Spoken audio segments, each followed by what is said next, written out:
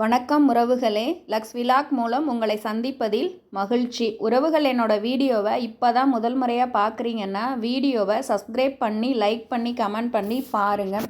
உறவுகளே, நீங்கள் இதில் என்ன பார்க்க போகிறீங்கன்னா, ஆடிப்புறத்து அன்னைக்கு திண்டுக்கல் உழவர் சந்தை பக்கத்தில் என்ஜிஓ காலனியில் பாலநாகம்மாள் திருக்கோவிலில் ஆடிப்புறம் திருவிழா எவ்வளோ சிறப்பாக நடந்துச்சு அப்படிங்கிறது தான் இதில் நீங்கள் பார்க்க போகிறீங்க.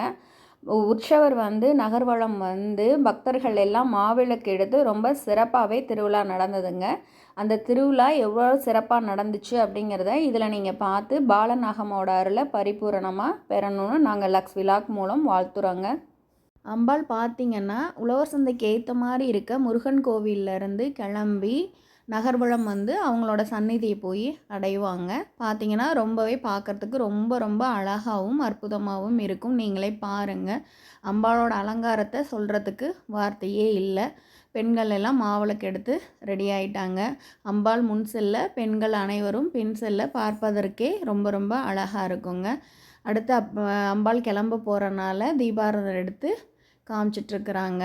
ரொம்ப ரொம்ப ரொம்ப சிறப்பானதுங்க. அதே மாதிரி மனுஷருக்கே கண் திருஷ்டி எல்லாம் இருக்கப்போ தெய்வத்துக்கு இல்லாமல தெய்வத்துக்கு திருஷ்டி எடுத்துகிட்ருக்குறாங்க. அதுவும் அம்பாள் பார்த்திங்கன்னா ரொம்ப ரொம்ப கூடுதல் சிறப்பாகவும் கூடுதல் அழகாகவும் இருக்கனால திருஷ்டி எடுத்துகிட்டு அம்பாள் கிளம்ப போகிறாங்கங்க. இந்த கோவிலை பற்றி சொல்லியே ஆகணும். கண்டிப்பாக யாராக இருந்தாலும் என்னோடய சேனல் பார்க்குற உறவுகள் கண்டிப்பாக இந்த கோவிலை போய் ஒரு தடவை தரிசனம் பண்ணிவிட்டு வாங்க. என்னன்னு பார்த்தீங்கன்னா, இந்த அம்பாள் போய் அடையிற கோவில் பார்த்திங்கன்னா புற்று கோவிலாக ஆரம்பித்ததுங்க. அது பார்த்திங்கன்னா ஒரு குளத்தங்கரை பக்கத்தில் இருந்ததுங்க.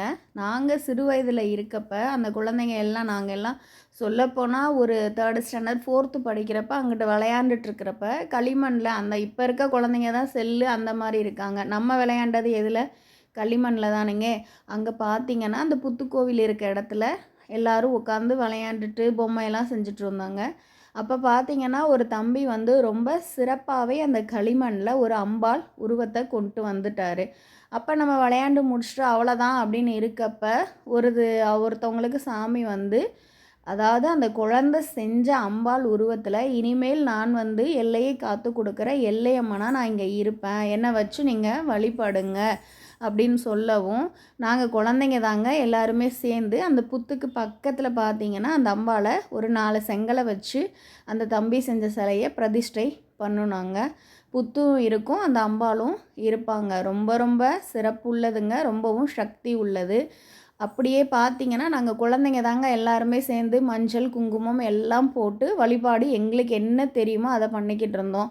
அங்கிட்டு செடிகளில் இருக்க அரளிப்பூ எல்லாத்தையும் பிடுங்கி வழிபாடு செஞ்சு நாங்கள் அம்பாளை எங்களுக்கு என்ன முறைப்படி செய்ய முடியுமோ செஞ்சுட்டு இருந்தோங்க. அப்படியே நாட்கள் போக போக அம்பாள் பார்த்திங்கன்னா ரொம்ப ரொம்ப அங்கே சும்மா வேண்டிட்டு போகிறவங்க, அங்கிட்டு போகிறவங்க வர்றவங்க கும்பிடுறது எல்லாமே ரொம்ப சிறப்பாக நடக்க ஆரம்பித்தது.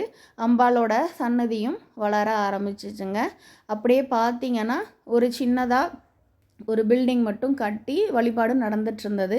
அப்படியே அவங்க சக்தி விளங்க இப்போ நீங்கள் கோவிலை பார்த்திங்கன்னா ரொம்ப ரொம்ப சிறப்பாகவும் ரொம்ப அழகாகவுமே கட்டி முடிச்சிட்டாங்கங்க.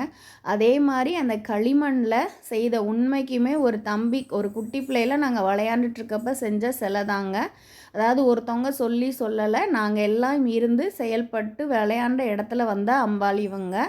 அந்த சிலைக்கு பார்த்திங்கன்னா ஒவ்வொரு பௌர்ணமி தினத்துலையும் 16 அபிஷேகம், அதாவது எல்லா சாமிக்கும் என்ன அபிஷேகம் பண்ணுறோமோ அந்த களிமண் சிலைக்கும் இன்றளவும் அபிஷேகம் நடந்துக்கிட்டு தாங்க இருக்குது.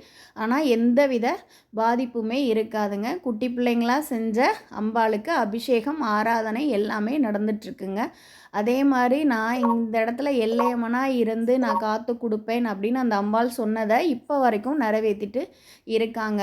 குழந்தை இல்லைன்னு வரவங்களுக்கும் குழந்தையும், கல்யாணம் ஆகாத கன்னி பெண்களுக்கு கல்யாணமும், வேலை இல்லாதவங்க அந்த மாதிரி என்ன வேண்டுதல் வச்சுட்டு அந்த அம்பாளை வேண்டுறாங்களோ இன்றளவும் நடந்துக்கிட்டு தாங்க இருக்குது.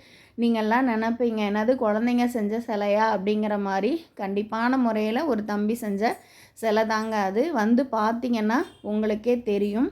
அதே மாதிரி அந்த புற்றும் அதே மாதிரி தாங்க. புற்றுலையும் நம்ம அந்த நாகம்மன்ட்ட நம்ம என்ன வேண்டுதல் வைக்கிறோமோ ரொம்ப ரொம்ப சிறப்பாக நடைபெறுங்க. கண்டிப்பாக உறவுகளே, நீங்களே வந்து ஒரு தடவை கோவிலை தரிசனம் பண்ணிவிட்டு அந்த அம்பாளோட சக்தி எந்த அளவுக்கு இருக்குதுன்னு நீங்கள் உணர்ந்தால் மட்டும்தான் அது முடியும். ஏன்னா நாங்கள்லாம் உணர்ந்திருக்கோம், அதனால் இதை சொல்கிறோம். நாங்கள் குட்டி பிள்ளைங்க செஞ்ச சிலைக்கு தான் இன்றளவும் அபிஷேகமும் ஆராதனையும் நடந்துட்டுருக்கு. இது 100% உண்மைங்க.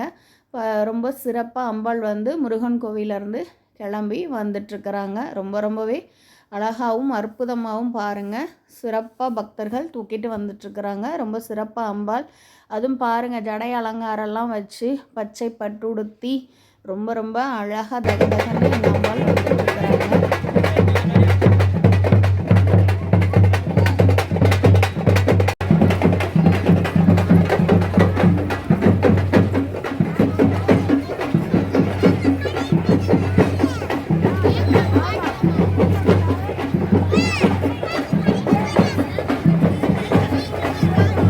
இதுதாங்க அம்பாள் சன்னதிக்கு போகிற வழி. அம்பாள் வந்து பார்த்திங்கன்னா இந்த வழியாக தான் நகர்வலம் வந்துட்டுருக்குறாங்க.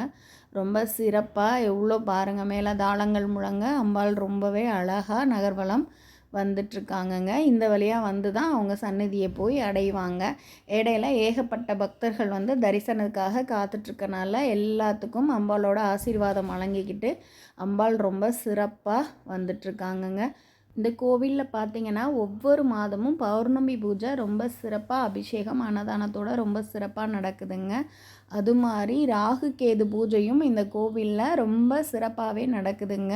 ராகு கேது தோஷம் உள்ளவங்க நீங்கள் இங்கே போய் ராகு கேதுக்கு அபிஷேகம் பண்ணி வழிபாடு நடத்திட்டு வந்தீங்கன்னா அந்த தோஷம் நிவர்த்தி ஆகுது. அதே மாதிரி நிறைய பேர்த்துக்கு வாழ்க்கையில் நடந்திருக்குங்க.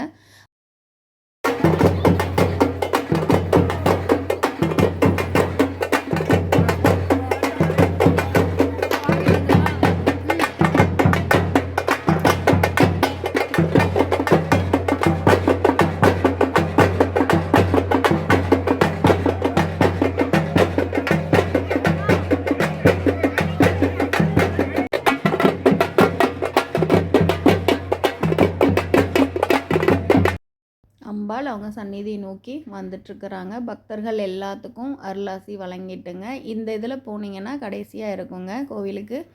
நம்ம வந்தாச்சு பாருங்கள். இதுக்கு பின்னாடி பார்த்திங்கன்னா ஒரு குளந்தாங்க இருக்கும். அந்த குளத்துக்கரையில் ரொம்ப ரம்மியமாக ரொம்ப அழகாகவே அம்பாள் ரொம்ப சிறப்பாக காட்சி தராங்கங்க. கோவிலும் எந்த அளவுக்கு ரொம்ப சிறப்பாக டெவலப் ஆகிருக்குன்னு பாருங்கள். ரொம்பவே இதெல்லாம் பார்த்திங்கன்னா நான் சொன்ன காலத்தில் பார்த்திங்கன்னா இந்த பக்கம்லாம் வரவே முடியாதுங்க. ஒரு சின்ன பிள்ளைங்க கொண்டு வந்த கோவில் இன்றைக்கி. ஆனால் அம்பாள் சொன்ன வாக்கை காப்பாற்றி எல்லையை காத்துட்டு எங்களையும் காத்துட்டு இருக்காங்கங்க. வீடியோ பிடிச்சிருக்குன்னு நம்புகிறேன். மகிழ்வித்து மகிழ்வோம்.